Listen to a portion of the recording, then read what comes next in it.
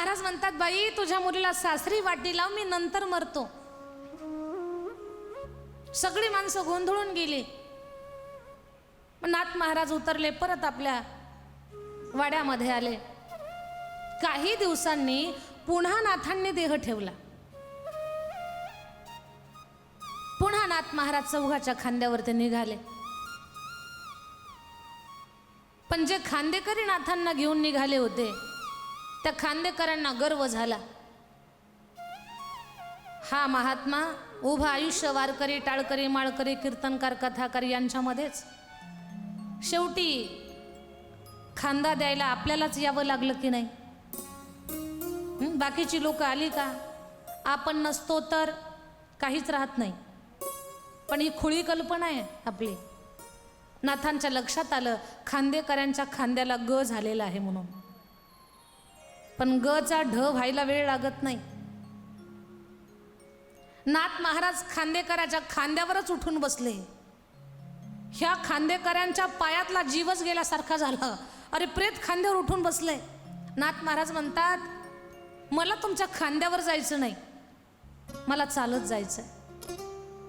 आणि गोदावरीमध्ये जाऊन जलसमाधी घेतली. याच्यातून शिकायचंय आपल्याला, संत महापुरुषांनी श्री गुरुच्या कृपेनं स्वतःला एवढी योग्यता प्राप्त करून घेतलीये. ज्या काळाला जग घाबरतं तो काळ यांच्या समोर हात जोडून उभा आहे. ते काळाच्या माथावर पाय देतात. जगा काळ खाय, आम्ही माथा दिला पाय.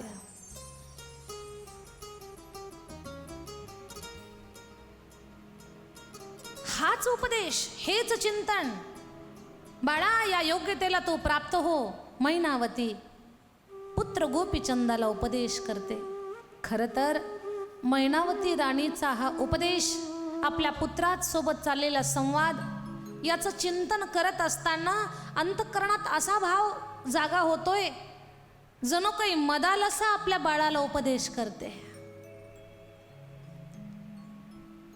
आध्यात्मिक क्षेत्रामध्ये अशी महान माता होऊन गेली, हे तिचं शब्दातून वर्णन ज्ञानोबरायांनी केलंय.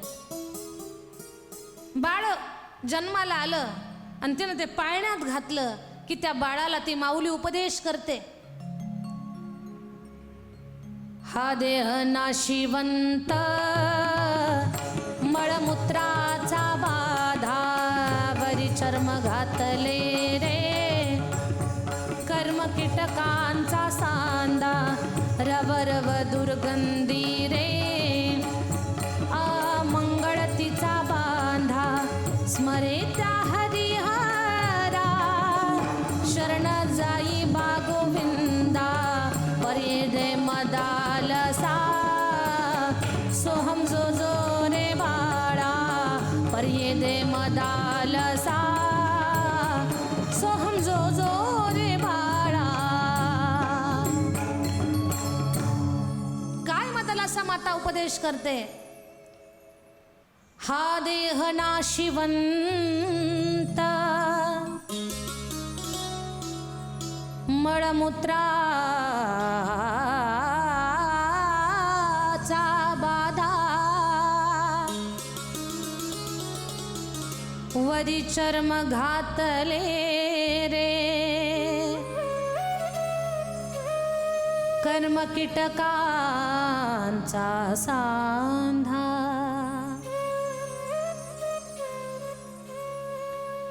रव रव दुर्गंधी रे,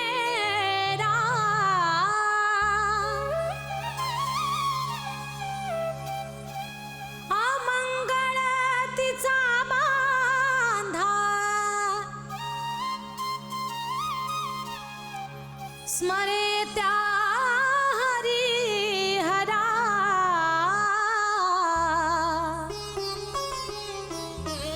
शरण जाई बा गोविंदा.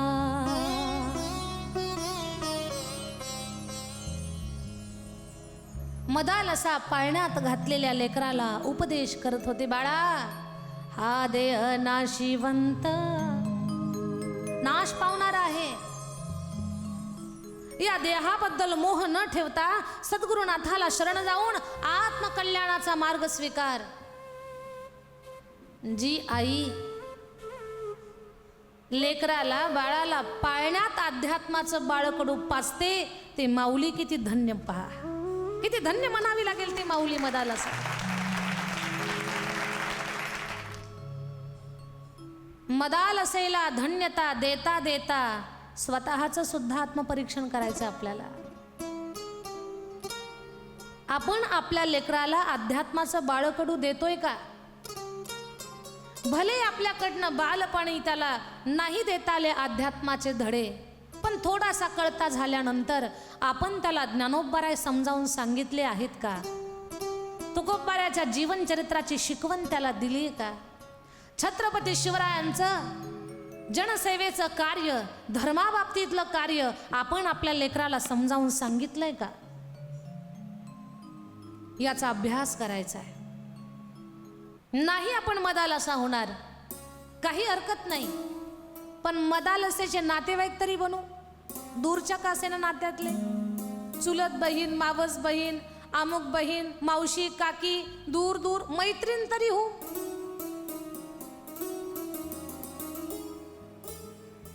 म्हणून नातं रक्ताचंच असावं असं काही नसतं. विचारांच्या प्रभावानं सुद्धा सुप्त नातं जुळल्या जातं. मग कुठेतरी आपणाला मदालसेचा भाव प्राप्त होऊन आपण सुद्धा आपल्या लेकरांच्या कल्याणार्थ काही ना काही प्रयत्न केले पाहिजेत. ना का आपल्याला कोणी मदालसा म्हणे ना, पण आपलं लेकरू तरी आपल्याला अपेक्षित आहे तसं आपल्या नजरेसमोर घडलं पाहिजे. धन्य आहे ती माऊली जी आपल्या लेकराला उपदेश करते. आज मैनावतीचा तो भाव मदालसा माऊलीचा भावाशी जुळतोय. मैनावती माता आपल्या गोपीचंद राजाला शिकवण देते, सांगते समजावून, बाळा काळाचं भक्ष बनू नकोस, श्री गुरुला शरण जा. हा सगळा लौकिक व्यवहार पाहत पाहत पाहत स्वतःच्या उद्धाराची तयारी कर. आईबद्दल प्रचंड प्रेम गोपीचंदाला. आईचा प्रत्येक शब्द तो सांभाळणारा आहे. खूप चांगला मुलगा आहे तो. गोपीचंद राजा म्हणतो, आई तुझी तळमळ मला कळाली ग, आणि तू सांगतेस तर मी गुरुही करून घेतो, पण मी गुरु कुणाला करून घेऊ, कुणाला शरण जाऊ? मैनावती राणीनं सांगितलं, आपल्या नगरीमध्ये एक सिद्ध पुरुष आलेले आहेत, उच्च कोटीचा महात्मा आहे बेटा, त्यांचं नाव जालंधरनाथ आहे. अद्भुत त्यांचं सामर्थ्य आहे, प्रखर त्यांचं तेज आहे, शब्दामध्ये स्पष्टता आहे, श्वासात भगवंताचा ध्यास आहे, अखंड ब्रह्मभावामध्ये राहत आहेत. ते सहजासहजी कुणाला न कळणारे आहेत. ते समजण्यासाठी सुद्धा ती दृष्टी असावी लागते बेटा. ते तुझ्या आईला कळालं, मी त्यांच्याकडून अनुग्रहित झाले, आणि माझी तळमळ आहे की तू सुद्धा त्यांच्याकडनं अनुग्रह घ्यावा. हे सगळं राज वैभव, हे सगळं नाशवान आहे, हे खोटं आहे. आज राजा असशील, कधी रंक होऊ कुणाला माहिती नाही, सत्य आहे. कोणी दिवशी बैसोनी हत्तीवरा, कोणी दिवशी पालखी सुभेदार, कोणी दिवशी पायाचा चाकर,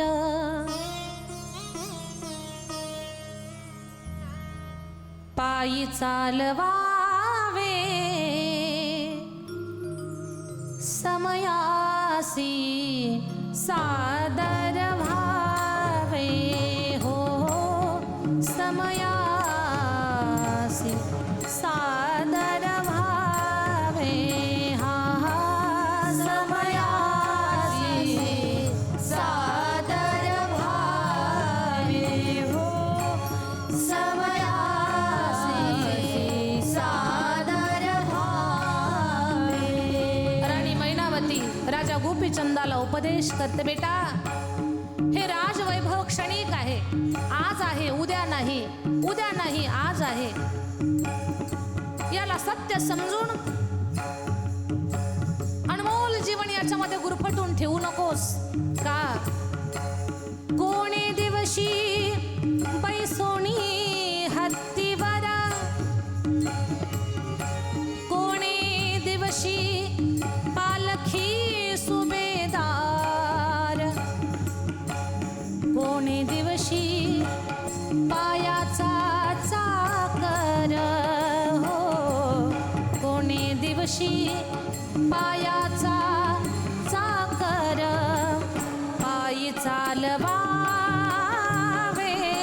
समयासी सादर भावे, हो समयासी सादर भावे, भावे भावे. आईनं समजावून सांगितलंय. गोपीचंद राजानं आईच्या शब्दाला मान्यता दिली. मा, तुझी तळमळ मला कळते आई, पण अजून राज्यव्यवस्था व्यवस्थित चालवणं, राज्याची घडी बसवणं, भरपूर काही मला कर्तव्य आहेत. गोरगरीब जनतेची आणखी अव्यवस्था, त्यांच्या अडचणी, त्याच्यातून त्यांना बाहेर काढून ते एकदा सुखी बनवले की मी मोकळा झालो. अजून 12 वर्ष मला आई राज्य कारभार चालवावा लागणार आहे. मला 12 वर्ष राज्य कारभार चालवण्याची तू संधी दे. आई म्हणते, बेटा तू 12 वर्षाची गोष्ट करतो, इथे 12 क्षणाचा सुद्धा माणसाचा भरवसा नाहीये. 12 क्षण काय, क्षण भंगूर नाही भरवसा, उभारे सावध सोडा माया आशा, काही नचले मग गळा पडेल फासा, पुढे हुशार थोरा हे ओळसागा.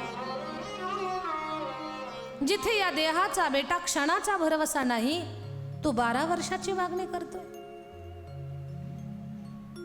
पुढचा श्वास आपण घेऊ का नाही हे सुद्धा आपल्याला माहिती नाहीये.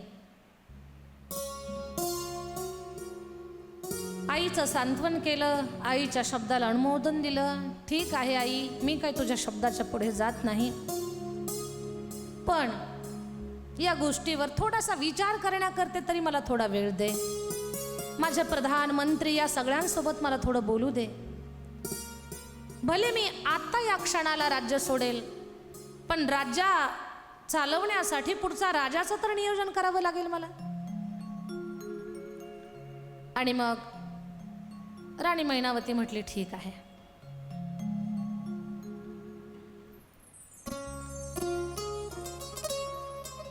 राणी मैनावती आणि त्या राणीचा पुत्र गोपीचंद राजा,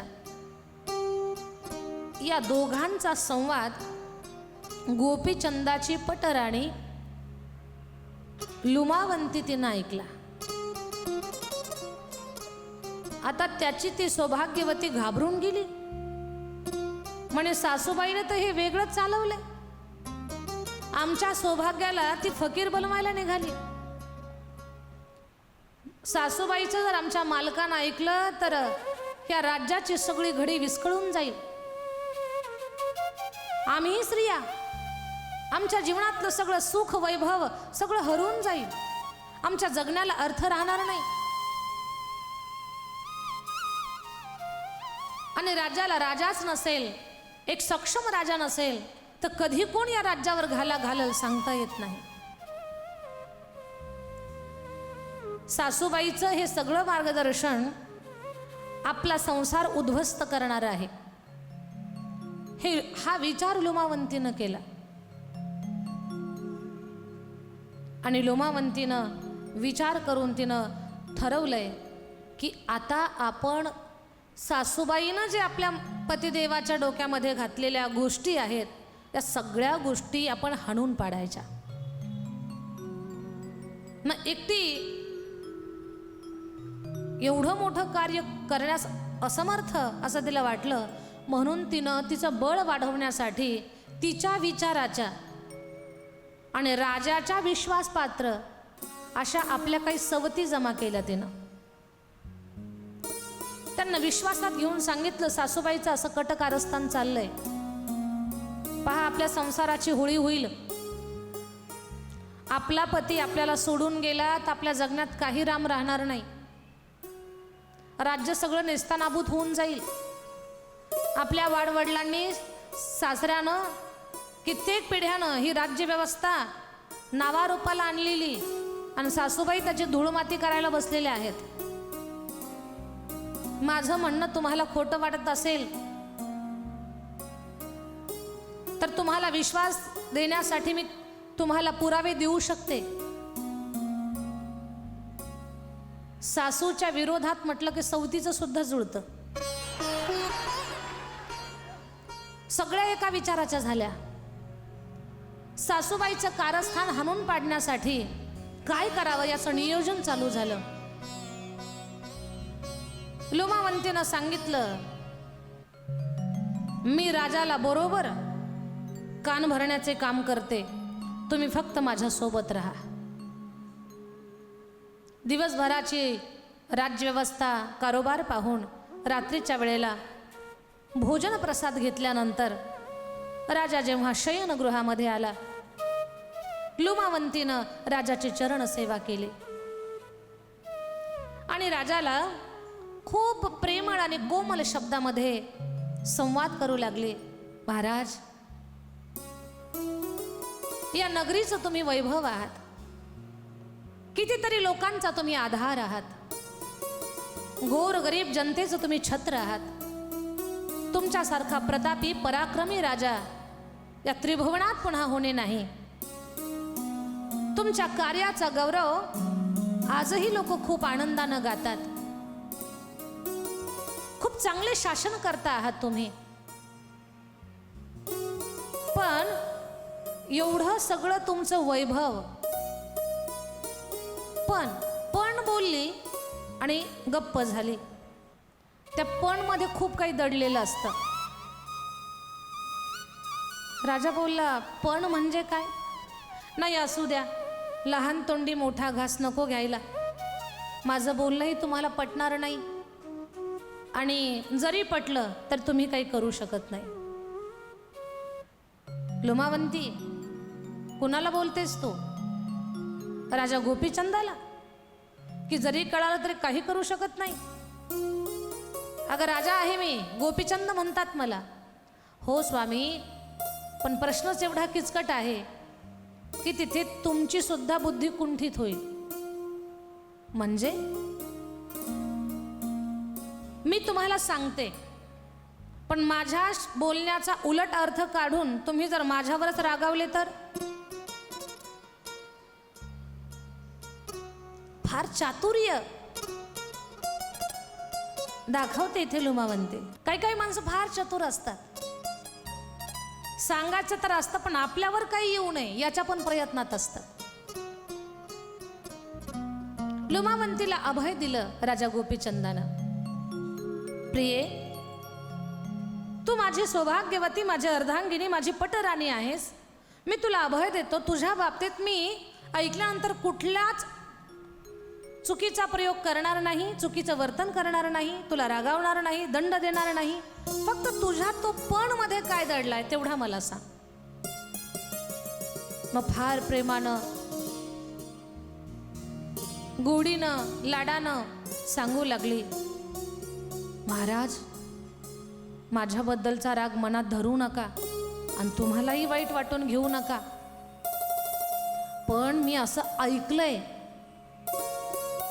की आई साहेब, आपल्या नगरीमध्ये कोणीतरी एक जालंधर नावाचा गोसावी आलेला आहे आणि आई साहेब त्याला गुरु म्हणतात आणि गुरु म्हणत म्हणत आई साहेबांचं मन त्या गुरुवरती जडलेलं आहे. गुरुबद्दल गुरुभाव न राहता त्या दोघांचं वेगळंच काहीतरी लक्षात येतंय.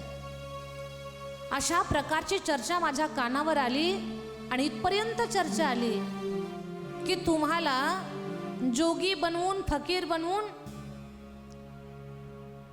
तीर्थयात्रेला पाठवून द्यायचं आणि मग तुमच्या मागे राज्यावरती तो गोसावी बसवायचा आणि मग तुमच्या आई साहेब मैनावती माता आणि तो जोगी दोघे जण शासन चालवणार, आनंदानं राहणार. हे असं ऐकलंय मी. किती खरं किती खोटं याची शहानिशा तुम्ही करा, पण आई साहेब रोज रात्री त्याच्याकडे जातात या गोष्टीला मात्र तुम्ही थोडंसं गांभीर्यानं घ्या. हे ऐकून गोपीचंद राजा थोडासा चकित झाला. अरे आज तर माझ्या आईनं त्या जोग्याबद्दल सांगितलंय, मला उपदेश घ्यायला सांगितलाय आणि माझी पत्नी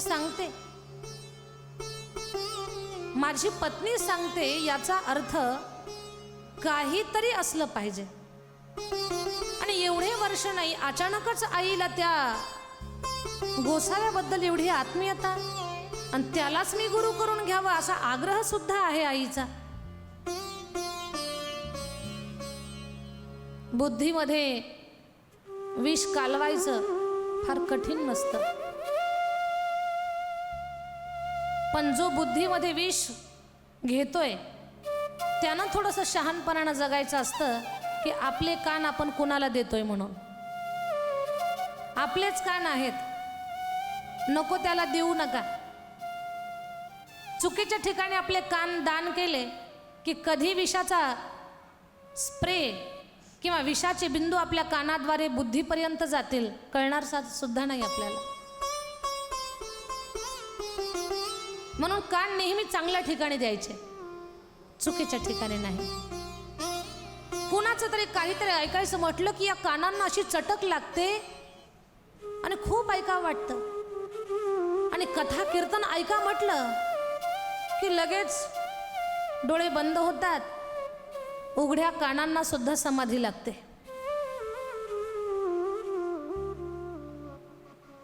मग या उघड्या कानांना समाधी लागू नये आणि हे कान चुकीच्या ठिकाणी जाऊ नये म्हणून यांना चिमटा घ्यायचा, नेहमी सावध ठेवायचं त्यांना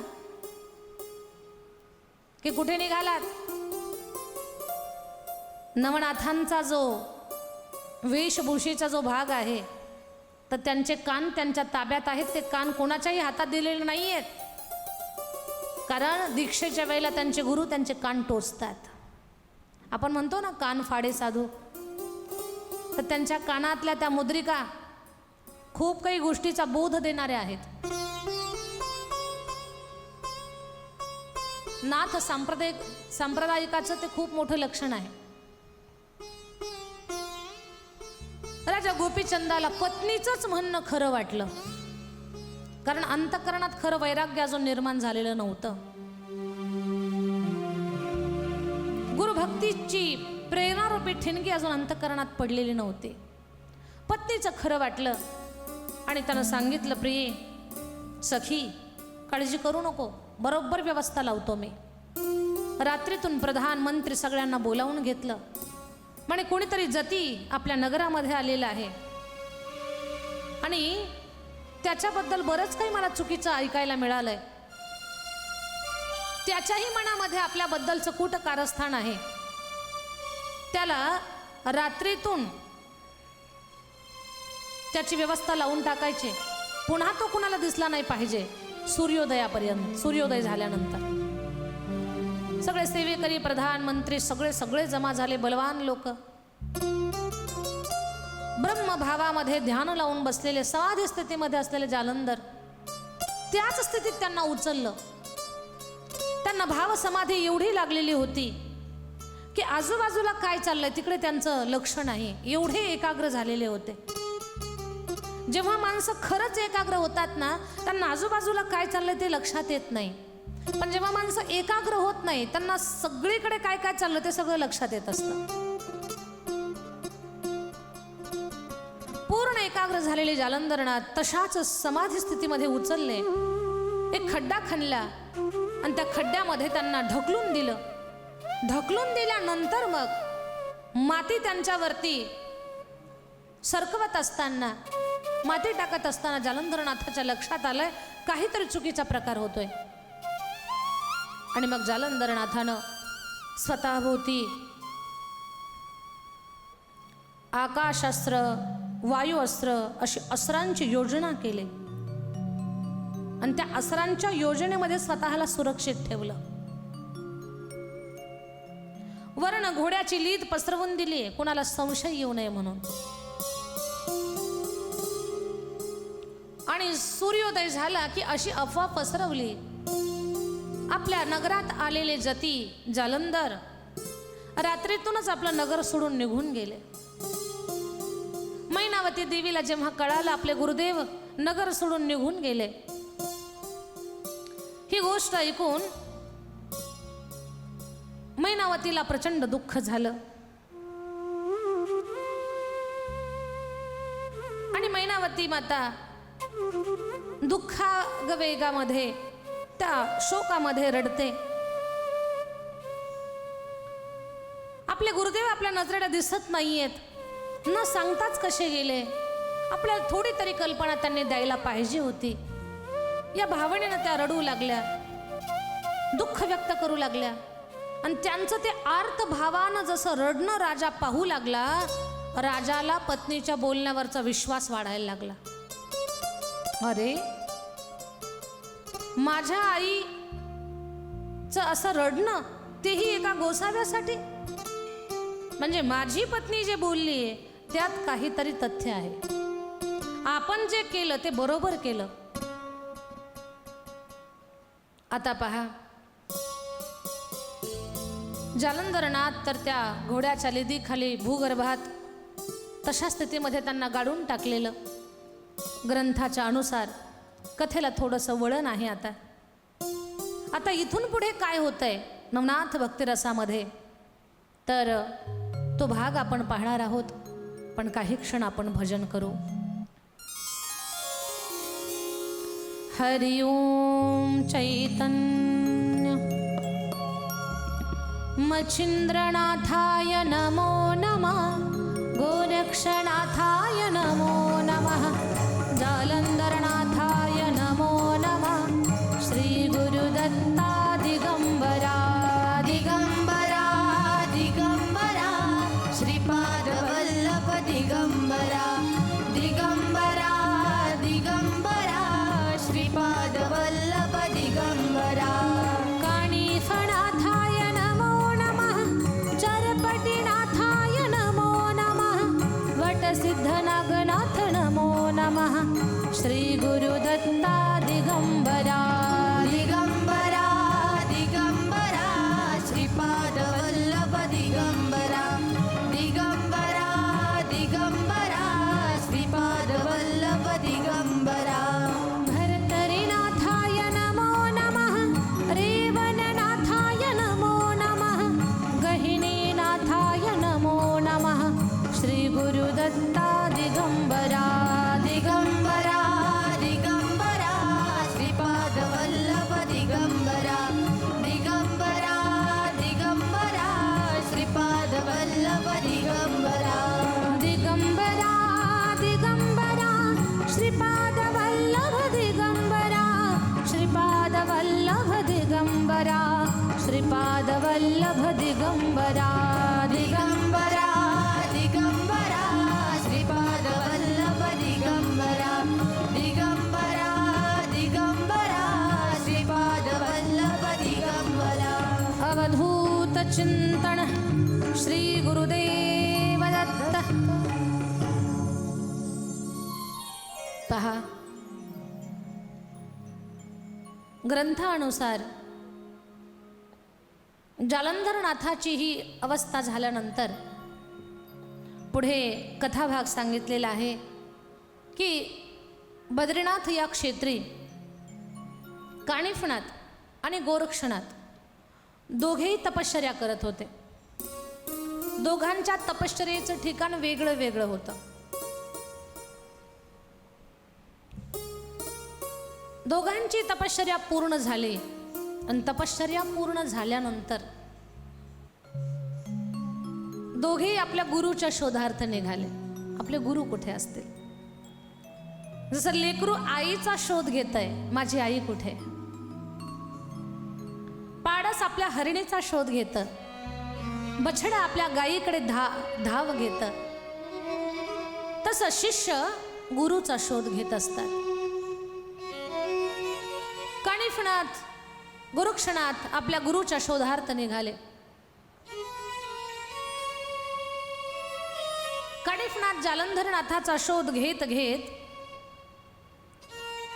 उत्तर दिशेने निघाले, तर गोरक्षनाथ दक्षिण दिशेने निघाले. गोरक्षनाथ प्रवास करत असताना हेलापट्टण गावामध्ये आले, नगरीमध्ये आले. त्या नगरीच्या प्रवेशद्वारावरती काही द्वारपाल उभे आहेत, संरक्षण करणारी सेवेकरी उभे आहेत. त्या सेवेकरांना विचारलं, या गावात कोणी साधू संत महात्मे, एखादे नाथपंथी कोणी आले होते का? त्याने सांगितलं, हो 10 वर्षापूर्वी या गावात एक जालंधर नावाचे महात्मे आले होते, सिद्ध पुरुष आले होते. गोरक्षनाथाला वाटलं की आपलेच गुरुदेव नाव बदलून राहिले असतील, आतमध्ये जाऊन जरा चौकशी करू. गोरक्षनाथ त्या नगरीमध्ये फिरू लागले आणि नगरीमध्ये फिरत असताना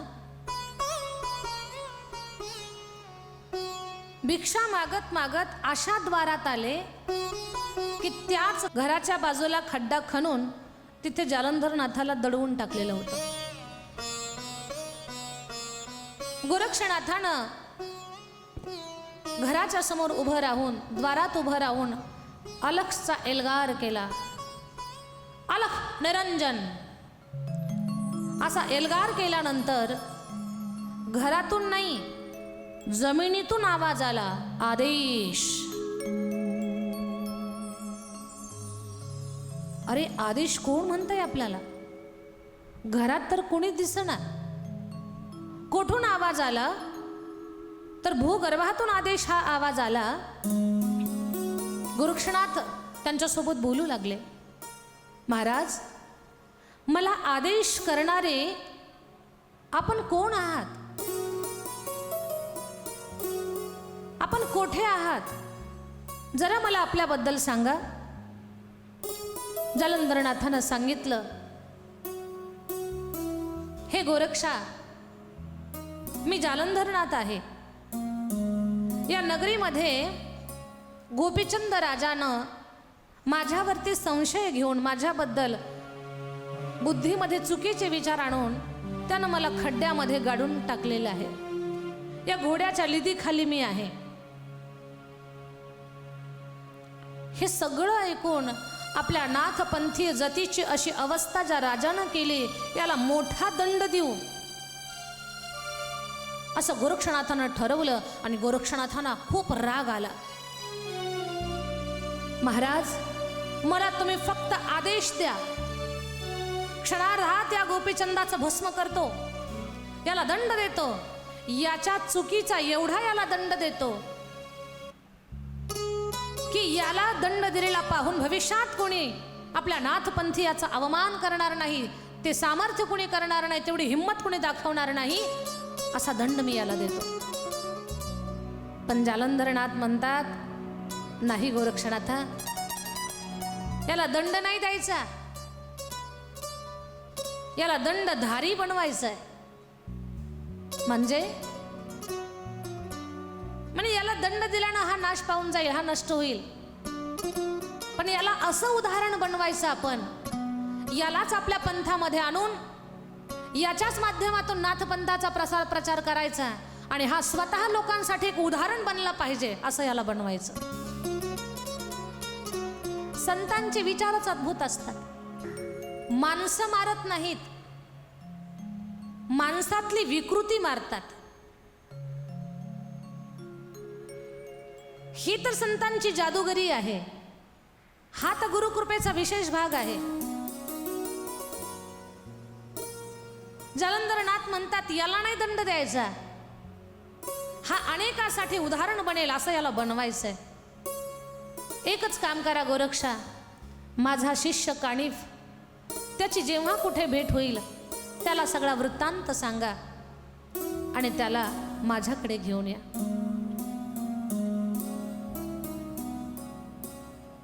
गोरक्षनाथ बोलले ठीक आहे. नमस्कार करून गोरक्षनाथ पुढच्या प्रवासाला निघाले. आता इकडे कानिफनाथ सुद्धा आपल्या गुरुच्या शोधार्थ भटकंती करत होते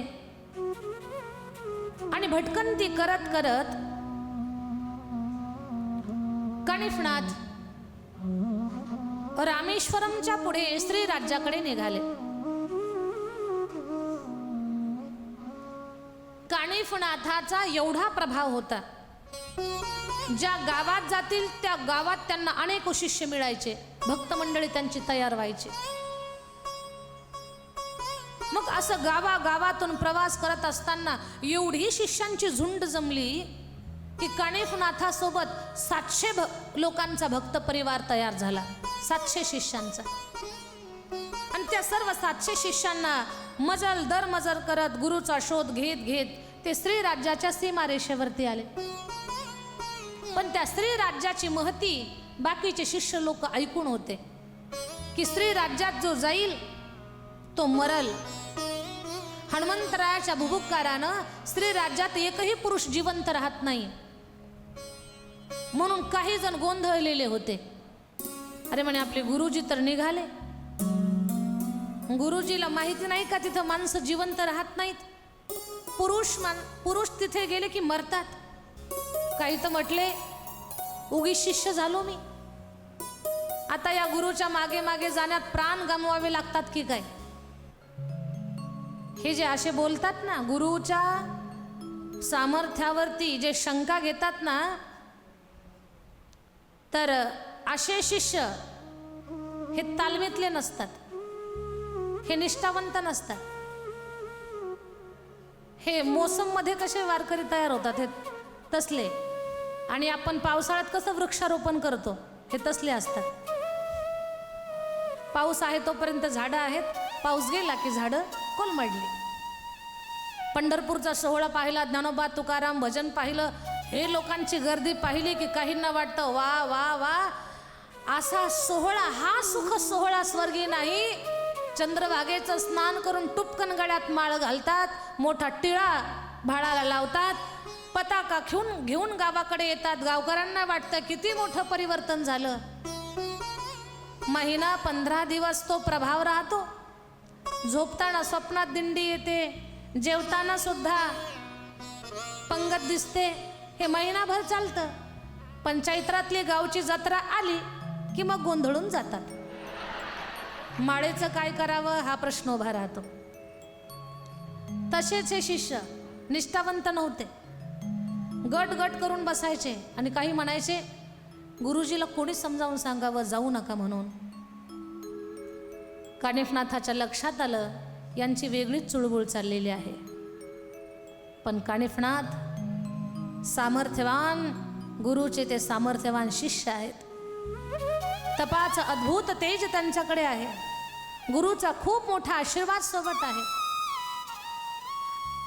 आपल्या शिष्यांची अशी अवस्था झालेली पाहून त्यांनी आपल्या गुरुदेवांचं ध्यान केलं आणि काही क्षण गुरुदेवांचं स्मरण करत बसले. हरि ओम चैतन्य मच्छिंद्रनाथाय नमो नमः, गोरक्षनाथाय नमो नमः, जालंधरनाथाय नमो नमः, श्री गुरुदत्ता दिगंबरा दिगंबरा दिगंबरा, श्रीपाद वल्लभ दिगंबरा दिगंबरा दिगंबरा, श्रीपाद वल्लभ दिगंबरा.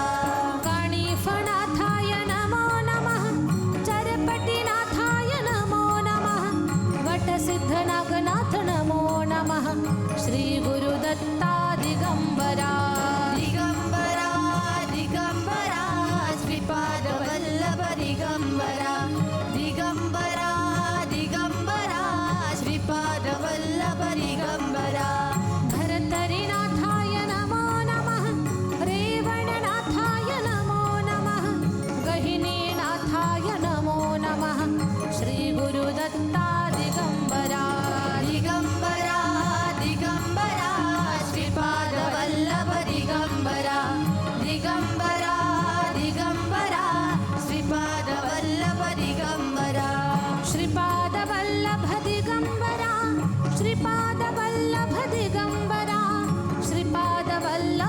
दिगंबरा श्रीपादवल्लभ दिगंबरा दिगंबरा दिगंबरा श्रीपादवल्लभ दिगंबरा दिगंबरा दिगंबरा श्रीपादवल्लभ दिगंबरा अवधूत चिंतन श्री गुरुदेव दत्त. कानिफनाथानं श्री गुरुचं ध्यान केलं आणि गुरुदेवांच्या नामाचा जय जयकार केला. जालंधरनाथ महाराज की जय. आजची कथा अतिशय सुंदर झाली. गुरुभक्तीला समर्पित असणारा कार्यक्रमातला प्रत्येक भाग हा अतिशय महत्त्वाचा आहे. गुरु एक जगीत राहता असं म्हणतात, ते काही खोटं नाही. गुरुकृपा झाल्यानंतरच आपल्या आयुष्यामध्ये ज्ञानाची वृद्धी होते. आयुष्याचा खरा अर्थ आपल्याला कळतो आणि हे सगळं महत्त्व गुरूंच्या येण्यामुळे होत असतं. आजच्या भागापुरतं मात्र इथेच थांबते. पुन्हा भेटणार आहोत उद्या सकाळी ठीक 7:30 वाजता गजर कीर्तनाचा सोहळा आनंदाचा या आपल्या आवडत्या कार्यक्रमात. तोपर्यंत जय जय रामकृष्ण हरी.